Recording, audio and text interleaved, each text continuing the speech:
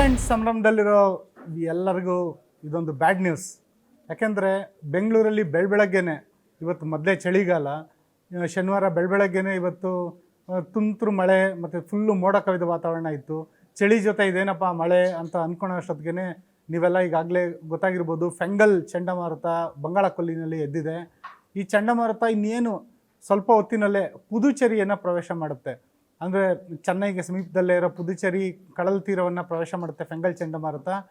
ಆ ಚಂಡಮಾರುತದ ಪರಿಣಾಮದಿಂದಾಗಿ ಬೆಂಗಳೂರಲ್ಲಿ ಇವತ್ತು ರಾತ್ರಿ ಅಂದರೆ ಶನಿವಾರ ರಾತ್ರಿಯಿಂದ ಹಿಡಿದು ಭಾನುವಾರ ದಿನವಿಡೀ ಅಂದರೆ ನಿಮ್ಮ ಇಡೀ ವೀಕೆಂಡ್ನ ಒದ್ದೆ ಮುದ್ದೆ ಮಾಡೋದಕ್ಕೆ ಫೆಂಗಲ್ ಚಂಡಮಾರುತ ಸಿದ್ಧವಾಗಿದೆ. ಈ ಫೆಂಗಲ್ ಚಂಡಮಾರುತ ಯಾವ ರೀತಿ ಒಂದು ಬಂಗಾಳ ಕೊಲ್ಲಿಯಿಂದ ಒಂದು ಚೆನ್ನೈ ಕಡಲ ತೀರಕ್ಕೆ ಮತ್ತು ಪುದುಚೇರಿ ಕಡಲ ತೀರಕ್ಕೆ ತಟ್ಟುತ್ತೆ ಮತ್ತು ಬೆಂಗಳೂರಿಗೆ ಏನೆಲ್ಲ ಎಫೆಕ್ಟ್ ಆಗುತ್ತೆ ಅದ್ರ ಕುರಿತು ಒಂದು ಕಂಪ್ಲೀಟ್ ಡೀಟೇಲ್ಸ್ ಮತ್ತು ಹವಾಮಾನ ವರದಿ ಮತ್ತು ಫೋರ್ಕಾಸ್ಟ್ ಎಲ್ಲದೂ ಇವಾಗ ಕೊಡುವಂಥ ಪ್ರಯತ್ನ ಇಲ್ಲಿದೆ.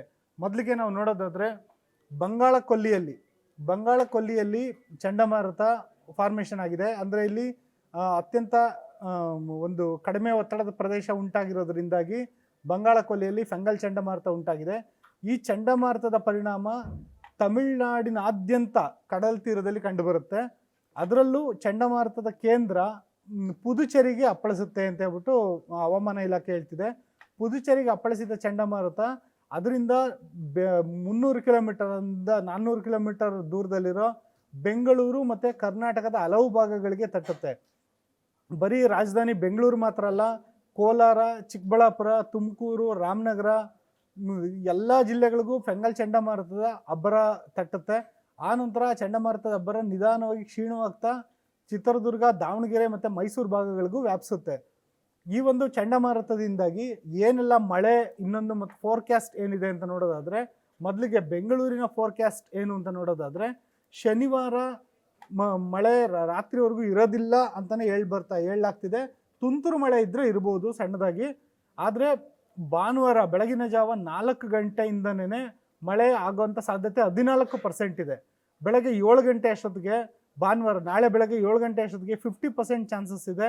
ಆ ನಂತರ ಸ್ವಲ್ಪ ಕಡಿಮೆ ಆಗ್ಬೋದು. ಮತ್ತು 1 ಗಂಟೆಯಿಂದ ಮಧ್ಯಾಹ್ನ 1 ಗಂಟೆಯಿಂದ ರಾತ್ರಿವರೆಗೂ ಮಳೆಯಾಗೋ ಪ್ರಮಾಣ ಹೆಚ್ಚಿನ ಪ್ರಮಾಣದಲ್ಲಿ ಮಳೆಯಾಗೋ ಸಾಧ್ಯತೆ ಇದೆ.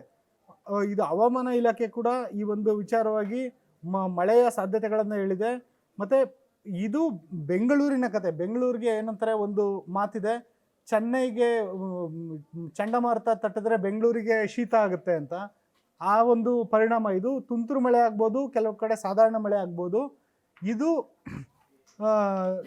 ಈ ರೀತಿಯಾದಂಥ ಸನ್ನಿವೇಶ ಇರೋ ಸಂದರ್ಭದಲ್ಲಿ ಜನ ಎಚ್ಚರಿಕೆಯಿಂದಿರ್ಬೇಕು. ಅದರಲ್ಲೂ ವೀಕೆಂಡ್ನಲ್ಲಿ ಸಿಟಿ ಸುತ್ತಾಟ, ವೀಕೆಂಡ್ನಲ್ಲಿ ಇದು ಏನೋ ಕಾರ್ಯಕ್ರಮಗಳು, ಥಿಯೇಟ್ರ್ ವಿಸಿಟ್ಟು ಮತ್ತು ಶಾಪಿಂಗು ಅದೆಲ್ಲ ಹೊರಡೋರ್ಗೆ ಹುಷಾರಾಗಿರ್ಬೇಕು. ಯಾಕೆಂದರೆ ನಿಮ್ಗೆಲ್ಲರಿಗೂ ಗೊತ್ತೇ ಇದೆ, ಬೆಂಗಳೂರಲ್ಲಿ ಈ ಹಿಂದೆ ಅಲ್ಲಲ್ಲಿ ನೀರು ತುಂಬ್ಕೊಳೋದು, ವಾಟರ್ ಲಾಗಿಂಗ್ ಆಗೋದು ಮತ್ತು ಚರಂಡಿಗಳು ತುಂಬ್ಕೊಳೋದು, ರಸ್ತೆಗಳಲ್ಲಿ ನೀರು ನಿಲ್ಲೋದು ಅವೆಲ್ಲ ಈಗಾಗಲೇ ನೋಡಿದ್ದೀರಾ. ಮತ್ತು ಮಾನ್ಯತಾ ಟೆಕ್ ಪಾರ್ಕಲ್ಲಿ ಕಂಪ್ಲೀಟ್ ನೀರು ತುಂಬಿ ಒಂದು ರೀತಿ ಜಲಪಾತ ಸೃಷ್ಟಿಯಾಗಿದ್ದನ್ನೆಲ್ಲ ನೀವು ನೋಡಿರ್ತೀರಿ.